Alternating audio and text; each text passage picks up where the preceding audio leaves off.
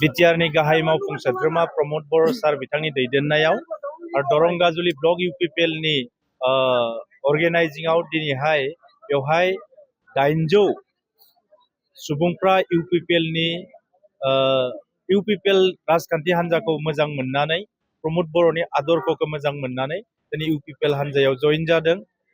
बेनि गेजेराव गोबां बिपिएफनि सुबुंफोर दङ, गोबां ससियेल वार्कारफोर दङ, गोबां फोरोंगिरिफोर दङ। दा जोंहा बलराम बर' सार बिथांजों लोगोसे गोबां सिनियर मानसिफ्रा सुबुंफ्रा दिनै इउपिपिएलनि हान्जायाव दिनै जइन जादों आरो जों बिथांमोनखौ बरायदों। इउपिपिएल हान्जानि जिखिनि खान्थि, जिखिनि रायजो राजाफोरनि फारसे अनसायनाय आरो रायजो राजाफोरनि फारसे जि गोग्गो खामानि मावनाय आरो गोजोन जि थासारि लाबोनाय बेखौ मोजां मोननानै दिनै इउपिपिएल हान्जायाव रोजा रोजा सुबुंफ्रा दिनै जइन जादों आरो जाबावगोन। बे दरं गाजुलिल' नङा, गासै बिटिआर ओनसोलाव फैबाय थानाय समाव नोंथांमोना नुनो मोनगोन गोबां हाजार हाजार दिनै मा होनदों गुबुन गुबुन हारि हारिसानि रायजोफ्रा इउपिपिएल दोलोआव जइन जानो थाखाय रेडि जागासिनो दङ।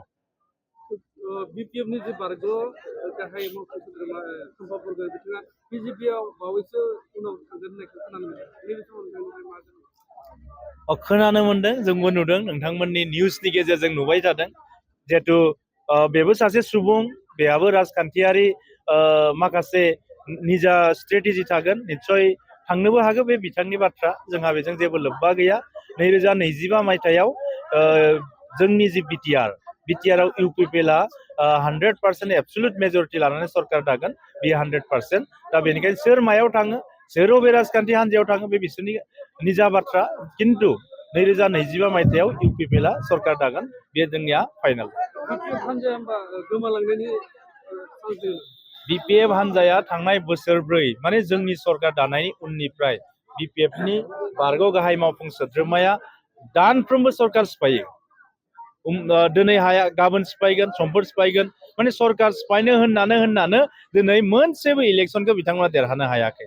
थांनाय एमएलए इलेक्सनाव दिनै गोबां जेनबाय, थांनाय जोंनि बाइ इलेक्सनाव गोबां जेनबाय, एमपिआव जेनबाय, रिसेन्टलि सिडली बाइ इलेक्सनाव बेवहाय जेनबाय। बबे मोनसे बिसायख'थियाव बिपिएफ हान्जाया देरहानो हादों? डेफिनेटलि बिपिएफ हान्जाया दिनै गैला।